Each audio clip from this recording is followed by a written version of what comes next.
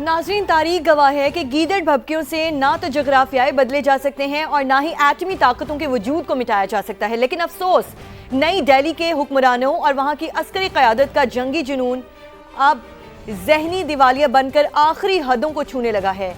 हालिया दिनों में भारतीय आर्मी चीफ ने एक इंटरव्यू के दौरान पाकिस्तान के वजूद के खिलाफ शदीद इश्तियाल अंगेज हर्जासराई की, जिस पर पाक फौज के शोबे ताल्लुकात आमा ने इंतहाई सख्त, नपतुला और मुंह तोड़ जवाब दिया। ISPR ने वाज़ेह कर दिया कि पाकिस्तान का वजूद और उसका जोग्राफियाई एक अचल हकीकत है और इसे मिटाने का ख्वाब देखने वाले खुद मिट जाएंगे। किसी भी जोग्राफियाई तबाही के नताइज मुकम्मल और दो तरफा होंगे। ये है वो दो टोक पैगाम जो पाकिस्तान ने नई दिल्ली को भेज दिया है। इसी मामले पर बात करने के लिए कर्नल रिटायर्ड आबिद लतीफ़ साहब हमारे साथ मौजूद हैं, जबकि तज्जियाकार अब्दुल्ला हमीद गुल साहब भी हमें ज्वाइन कर चुके हैं।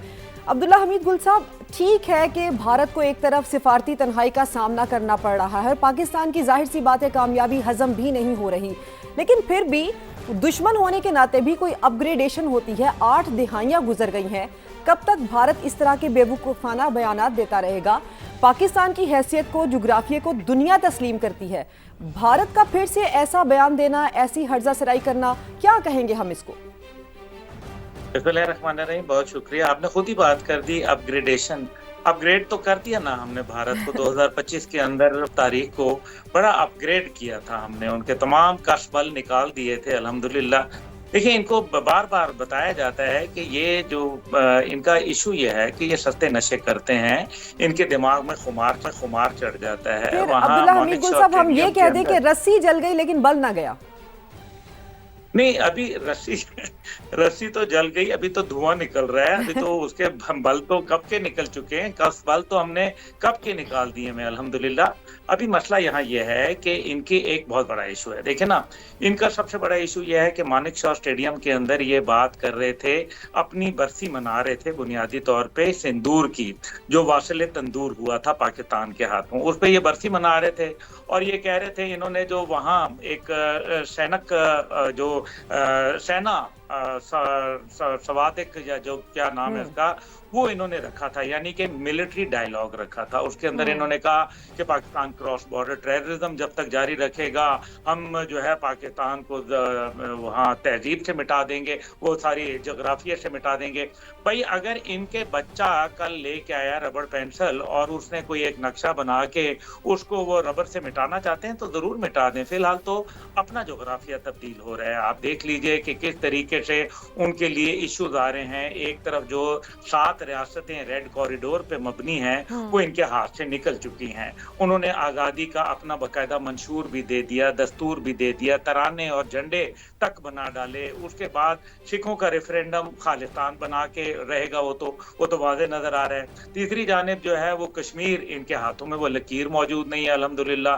कश्मीर इनमें के 9 लाख फौज जो है वो वहाँ कुछ भी नहीं कर रही। इनकी दौरान जंग 3 जर्नैलों को वो तब्दील कर देते हैं, एक को जो है वो गिरफ्तार कर देते हैं, नदरन कमांड के कोर कमांडर को, जो आज भी गिरफ्तार पड़ा हुआ है। जो दूसरा जर्नैल है उसको उन्होंने काला पानी भेज देते हैं, जो मिलिट्री इंटेलिजेंस का जनरल राणा था। फिर तीसरा जो उनका इंटेलिजेंस का वो अपना एयरफोर्स चीफ था, वाइस चीफ, उसको जो है वो शैक कर दिया जाता है। क्यों कर दिया जाता है? अब जब वहां लोग सवाल पूछते हैं कि जनाब आप तो हमारे इस टाइम पे जनरल द्विवेदी बैठे हुए हैं, आर्मी चीफ बने हुए हैं, ये तो बता दीजिए कि अभी हमारे जो कमांडर डिफेंस सर्विसेज थे अनिल चौहान साहब, उनको क्यों निकाल दिया गया? उनकी जगह जनरल राणा सुब्रमणी को क्यों लेके आ गए हैं? तो ये इसका कोई जवाब उनके पास कोई नहीं होता, इसलिए वो पाकिस्तान की बैशिंग करते हैं। वो ये भूल जाते हैं कि राजनाथ सिंह जो डिफेंस मिनिस्टर है, वो ये कह रहा है कि 12 दफा पाकिस्तान के अंदर हमने सिख रहनुमाओं को टारगेट किल किया। वो ये भूल जाते हैं कि उन्होंने जिस अंदाज के अंदर और वहां ऑस्ट्रेलिया के अंदर दहशतगर्दी करवाई, वो पता नहीं क्यों भूल जाते हैं। वो ये फरामोश कर देते हैं कि जस्टिन ट्रूडो ने कनाडा के अंदर इनको फ्लोर ऑफ द हाउस पे खड़े होकर कहा था कि रॉ ने बकायदा दहशतगर्दाना कार्रवाई के अंदर एक कैनेडियन बाशिंदे को जो है वो हलाक कर दिया गया था, नजर सिंह को। उसके बाद फिर वो उनकी यहाँ भी याददाश्त कमजोर पड़ जाती है कि जब अमेरिका के अंदर उनको अदालत खुद कहती है कि अमित शाह जो है वो गुरपतवंत सिंह पन्नू के कत्ल के अंदर जो उसके मुबैना एक प्लॉट था उसके अंदर वो शामिल था। वो ये भी भूल जाते हैं कि उनके 8 लोगों को कतर के अंदर फांसी लग जाती है और उस्मान हादी को बांग्लादेश के अंदर वो शहीद करवाते हैं। ये तमाम बातें पता नहीं ये क्यों फरामोश कर देते हैं। और फिर सारा कुछ याद करवा रहे हैं आज आप। दहशतगर्दों के साथ बैठ के, सबसे बड़े दहशतगर्दों के साथ ये बैठ के इनका गठजोड़ चलता है बीएलए को, मजीद ब्रिगेड को, टीटीपी को, जमातुल एहरार को और दीगर दहशतगर्द ग्रुपों को, अलकायदा को, आईएसकेपी को। ये उनको पैसे देते हैं, उनको ट्रेनिंग देते हैं। ओ बाबा, ये मैंने आपको बताया ये सस्ता नशा कर रहे हैं, इनके दिमाग में चढ़ गई है। कुछ हमने 10% निकाला है खन्नास, अभी 90% खन्नास जो है वो निकालने वाला है। अब्दुल्ला हमीद गुल साहब आज भारत का पोस्टमार्टम करने के मूड में।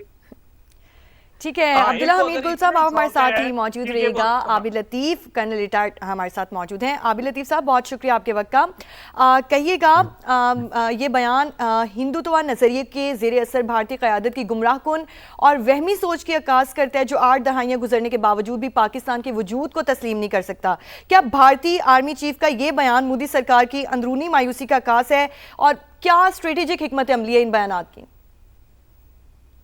जी बहुत शुक्रिया मुझे इनवाइट करने के। देखिए जी, मैं समझता हूँ ये दो चीज़ें हैं। एक तो अभी मैं थोड़ा सा जो अब्दुल्ला हमीद गुल साहब कह रहे थे, जिस तरह से उन्होंने बताया कि किस तरह ये टेररिज्म पूरी दुनिया में कर रहे हैं, और जो इनके आर्मी चीफ है वो ये कह रहे हैं कि जी अगर खुदा न खास्ता पाकिस्तान की तरफ से कोई क्रॉस बॉर्डर टेरर हुआ तो हम ये कर देंगे और वो कर देंगे। तो क्रॉस बॉर्डर टेररिज्म तो पूरी दुनिया में सबको पता कौन सी स्टेट कर रही है जी, और वो इंडिया कर रहा है, जैसे उन्होंने बड़े अच्छे तरीके से डिफाइन कर दिया जी।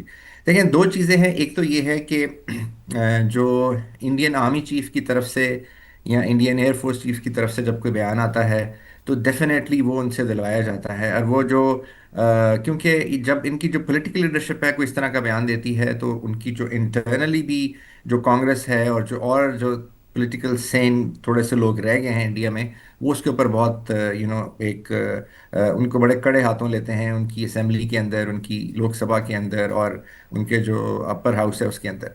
तो उसको उसको मेरा ख्याल है करने के लिए अब क्योंकि इनकी आर्मी सिफ्रॉनिक हो चुकी है, जो इनके जो जर्नैल हैं वो ऑलमोस्ट हिंदू योगी बन चुके हैं जी, और वो उसी तरह की बातें करते हैं।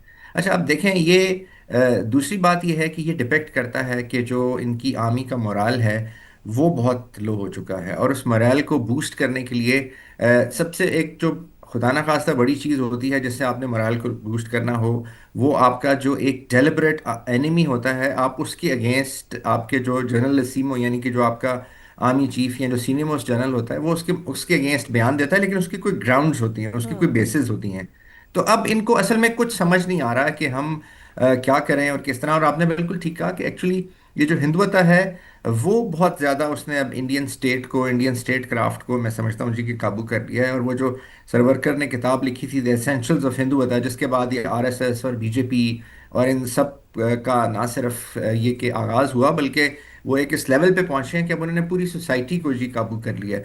तो ये बहुत सारी चीज़ें हैं जी। अब वहाँ पे क्योंकि सैनिटी नहीं है, रैशनलिज्म नहीं है, और फिर किसी एक आप एक इंडिपेंडेंट स्टेट को, एक न्यूक्लियर स्टेट को आप ये कहना, ये तो बजाते खुद मैं समझता हूँ कि जी इसको दुनिया को नोटिस लेना चाहिए। क्योंकि क्या ये आप म्यूचुअली अश्योर्ड डिस्ट्रक्शन कराना चाहते हैं? आपको पता है कि पाकिस्तान की जो डेटरेंस स्टेबिलिटी है अल्हम्दुलिल्लाह वो बिल्कुल इंटैक्ट है, और आप सबको ये भी पता है कि पाकिस्तान जो है वो अपनी सिक्योरिटी, अपनी सोवरेनिटी के ऊपर किसी भी किस्म का जो किसी चाहे वो किसी भी रेलम में हो, किसी भी डोमेन में हो, पाकिस्तान उसको रिस्पॉन्ड करेगा और पूरी तरीके से रिस्पॉन्ड करेगा।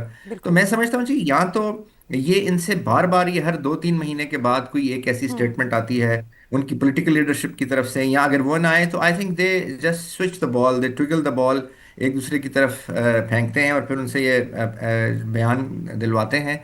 उसका मकसद शायद ये है कि वो जो अपनी जो इंटरनल इन्होंने एक जो टेम्परेचर है या जो पॉलिटिकल ग्रेविटी है, हिंदुत्व की पॉलिटिकल ग्रेविटी, नॉट सैनिटी की पॉलिटिकल ग्रेविटी इंडिया के अंदर, शायद उसको कायम रखना है। उसको रखने के लिए इनको बार बार थोड़ा सा फ्यूल चाहिए जो ये अंदर फेंकते हैं, और उसके अंदर से एक इस तरह के सेंटिमेंट्स जो हैं उसको लेकिन हमेशा से आबिद रखने लतीफ की साहब, कोशिश वो करते हैं। माजी की बात कुछ और थी, ये टेंट्रम्स अब नहीं काम करने वाले। अब्दुल्ला हमीद गुल साहब, जो बात आबिद लतीफ साहब भी कर रहे हैं कि पॉलिटिकल इंसेनिटी ये इस हद तक बढ़ गई है कि भारत को हर 2-3 महीने के बाद इस तरह के बयानात देने की जरूरत पड़ती है।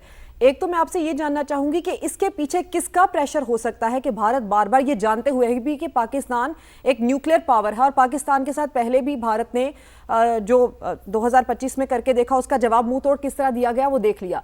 उसके बावजूद भी इस तरह की हरकत करना, इसके पीछे क्या वजह हो सकती है?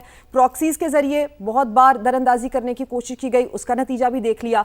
और दूसरी बात यह है कि आलमी बरादरी को इसमें क्या किरदार अदा करना चाहिए इससे पहले कि मामला फिर से उसी नहज पर जाएं? देखिए, सबसे पहले तो मेरे ख्याल में उनको किसी अच्छे साइकेट्रिस्ट से जो है मशवरा लेना चाहिए है, क्योंकि जाहिर है पिटाई शिटाई हो जाती है, उस टाइम पे इंसान को समझ नहीं आती कि मैं किधर जा रहा हूँ, उसका दिमाग भौंतर जाता है और जाहिर है वो फिर बहकी बहकी बातें करना शुरू हो जाता है। बाकी तो कर्नल आबिद ने बड़ी अच्छी गुफ्तगू कर दी, लेकिन मैं इस पे अभी चलें जरा सीरियस नोट पे आ जाते हैं। सीरियस नोट ये है कि ये किसके कहने पे कर रहे हैं, ये अभी इंडियन आर्मी नहीं रही, ये आरएसएस की आर्मी हो गई है और आरएसएस का जो माइंडसेट है ये उसी तरह से चल रहे हैं। मेरा ख्याल था कि ये किसी अच्छी जगह के पड़े में, मुझे नहीं मालूम था कि ये जनरल बख्शी के हाथों के लगाया हुआ पौधा है, क्योंकि इस किस्म की बातें तो जनरल बख्शी ही करता था।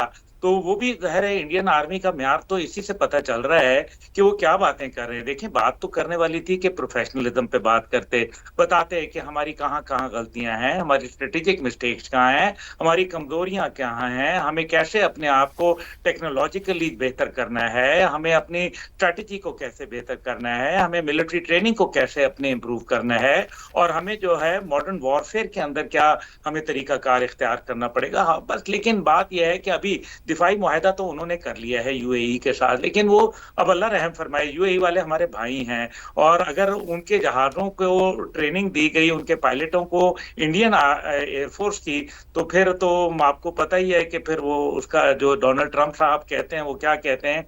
लेकिन इस सब के अंदर मैं ये समझता हूं कि दुनिया का क्या काम है। दुनिया का काम यह है कि दुनिया मिलकर भारत के ऊपर एक दबाव डाले, क्योंकि ये सिर्फ पाकिस्तान भारत का मामला नहीं, ये 3 अरब लोगों की जिंदगियों का मामला है, ये 2 न्यूक्लियर फ्लैश पॉइंट्स का मामला है, ये एक खुद मुख्तारी का मामला है, ये एक भारत के अंदर जो रहने वाले बेचारे कई बेचारे कमजोर लोग हैं उनके ऊपर तवज्जो देने का मामला है, कि बजाय जंग जंग खेलने के आपने बीजेपी को तो फतह दिलवा दी है। ये तो हकीकत है कि आपने by hook and by crook आपने जो बंगाल के अंदर आपने फतह तो दिलवा दी है धांधली करके, लेकिन आपने भारत को शिकस्त दिलवा दी है। भारत तो गया, भारत को अब मसला यह है कि टूटने का खतरा हो चुका है, और यही वजह है कि भारत के अंदर जिस तरीके से आजादी की बातें शुरू हो गई हैं और 2025 के बाद से 100 के करीब आजादी की मूवमेंट्स जो है वो वहां पैदा हो चुकी हैं, इससे वाज़ेह नजर आ रहा है कि भारत अंदर से बिल्कुल खोखला हो चुका है, और यही वजह भारत है अंदर से बिल्कुल खोखला हो चुका है। आप हमारे साथ ही मौजूद रहिएगा। आबिद लतीफ साहब, कहिएगा यही सवाल आपसे कि एक जिम्मेदार एटमी रियासत तहम्मुल का मुजाहरा कर रही है मुसलसल, जबकि दूसरी जानिब से जंगी जुनून का प्रचार हो रहा है। इस संगीन सूरत हाल पर आलमी ताकतों और अक़वाम मुत्तहिदा की जानिब से क्या जिम्मेदारी बनती है? जी देखिए, वो एक टर्म यूज़ करते हैं न्यूक्लियर पॉलिटिक्स के अंदर, डॉक्टर स्ट्रेंज लव, जो कि बिल्कुल एक मैड मैन के तौर पे बिहेव करता है, जिसके पास न्यूक्लियर पावर भी हो, न्यूक्लियर वेपन्स हो। तो आई थिंक ये देखिए, ये बहुत ही एक इट्स इट्स ये कोई बहुत सीरियस चीज़ है। इसको इस तरीके से, जिस तरह से एक आर्मी चीफ, एक 4 स्टार, जो कि एक जिसके पास 5 कमांड्स हैं, उनमें से एक कमांड स्ट्रेटेजिक कमांड भी है, उसकी तरफ से ऐसी बातें करना, मैं समझता हूँ जी कि इसका पूरी दुनिया को तो नोटिस लेना चाहिए। लेकिन मैंने जैसे कहा ना जी कि ये आई थिंक दे हैव, ये जो इनके अंदर से सेंसिबिलिटी जो है वो शायद उसका आंसर बहुत कम हो गया हुआ है जी। और हमारे लिए अनफॉर्चुनेट है, क्योंकि देखिए एक ज़माने तक जो इंडियन आर्मी है वो प्रोफेशनल आर्मी थी। हमने हमारी आर्म्ड फोर्सेस ने 65 की वॉर में भी लड़ के देखा, इवन कारगिल में भी, कारगिल की वॉर तक देवर प्रोफेशनल आर्मी। लेकिन दैट वाज द टाइम जब 2014 के बाद ये मोदी साहब आए हैं, तो अब वो आर्मी प्रोफेशनल नहीं रही है, वो सिर्फ आर्मी है, जिसको फीड किया जाता है झूठ के ऊपर। क्योंकि जब जहाज़ आपके गिर जाते हैं तो 6 महीने के बाद अचानक आपका एयर चीफ आके ये कहता है कि मैंने पाकिस्तान के 11 जहाज़ गिरा दिए, जबकि पूरे सबको पता है कि नहीं गिरा है। तो ये एक्चुअली ये डीमोरलाइज करता है सब कॉन्शियस को, सोल्जर्स के, एयरमैन्स के और आर्म फोर्सेस के लोगों के। तो ये जो सारी चीज़ें हैं जी, ये इनको ये सारा मतलब इस सारी बैकग्राउंड के साथ इस तरह की स्टेटमेंट्स जो हैं जी। वो आपने बिल्कुल ठीक कहा कि इसको नोटिस लेना चाहिए और पूरी दुनिया को इसका नोटिस लेना चाहिए। देखें बहुत सारे इंस्टीट्यूशंस हैं जो इंटरनेशनल जो कि इन स्टेट की जो मामलात को देखते हैं। एक पूरा बिल्कुल। एक आर्किटेक्चर है जो स्टेट की जो डेलिंक्वेंसी है या जो स्टेट का बिहेवियर है दूसरे स्टेट के साथ उसको देखता है। तो आई थिंक ये जो इस तरह की जो स्टेटमेंट्स हैं जी जिसमें आप एक इस तरह की धमकी इस तरह का बयान देते हैं और ये बयान खाली आर्मी की तरफ से नहीं है जैसे मैंने पहले कहा जी, ये पॉलिटिकल लीडरशिप की तरफ से है। इसमें सिर्फ माउथ पीस के तौर पे जैसे अब्दुल्ला साहब भी कहते थे क्योंकि वो भी अब आरएसएस का हिस्सा है, वो सिर्फ जी। यूनिफॉर्म पहना हुआ है, तो वो ये पैगाम उनसे दिलवाया यानी गया, कि ये ये प्रेशर स्ट्रेटेजिक। पॉलिटिकल लीडरशिप की तरफ से है और आर्मी को माउथ पीस के तौर पर भारत यूज कर रहा है। आबिद लतीफ साहब, आपने तज्जिया दिया, अब्दुल्ला हमीद गुल साहब भी इस पर बात कर रहे थे, आप दोनों का बेहद शुक्रिया।